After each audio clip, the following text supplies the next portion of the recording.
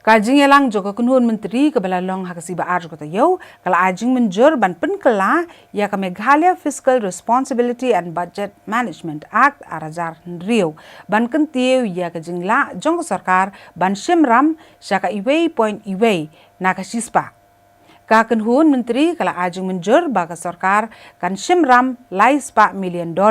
na bari na ka benta ban pentulun ki kampen roy haka jela Unang aiktian ke Sorkar MDA u James PK Sangmah bayi kiram pinang patai kubor hadian balawai ke jengelang jong ke kenhun menteri ulaong ba ke kenhun menteri kala ajung menjur ban Pynkylla ya ke Meghalaya Fiscal Responsibility and Budget Management FRBM Act arajar rio bat baru iskata ke jela kala lak ban shimram ka bakot lain ke sispa na ke GSDP Henry menta ka Sorkar kelarai ban kentino syaka saw point ana ke sispa jong ka GSDP ke jela. Uang ba kani ke jeng Pynkylla kan yarap shibo ni ke Sorkar jela ban shim ya karam om tang la na ke sispa Henry hadu saw point ana ke sispa. Kenang bakan la ban shim keliang na ke benta ban penyak syakmat iki kampen roy. Ulaong ba ya kani ke jeng Pynkylla onra ke yang dobar tau ai ke jela ban yo ke jeng menjur.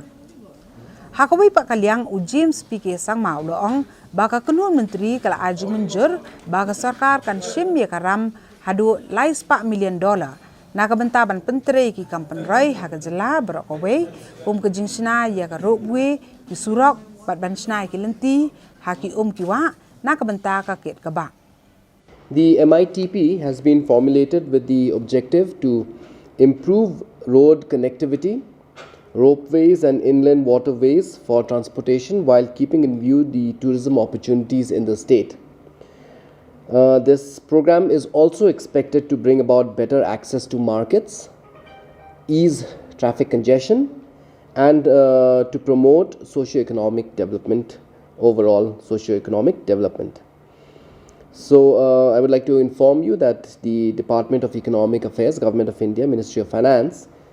had approved the project for external assistance of 300 million US dollars to be sought in two phases of 150 million US dollars and 150 into two, that is, so totaling 300 million US dollars. So in view of this, the approval of the cabinet was sought for the implementation of the Meghalaya Integrated Transport Project in the state. This was discussed and the cabinet has approved the implementation of the Meghalaya Integrated Transport Project.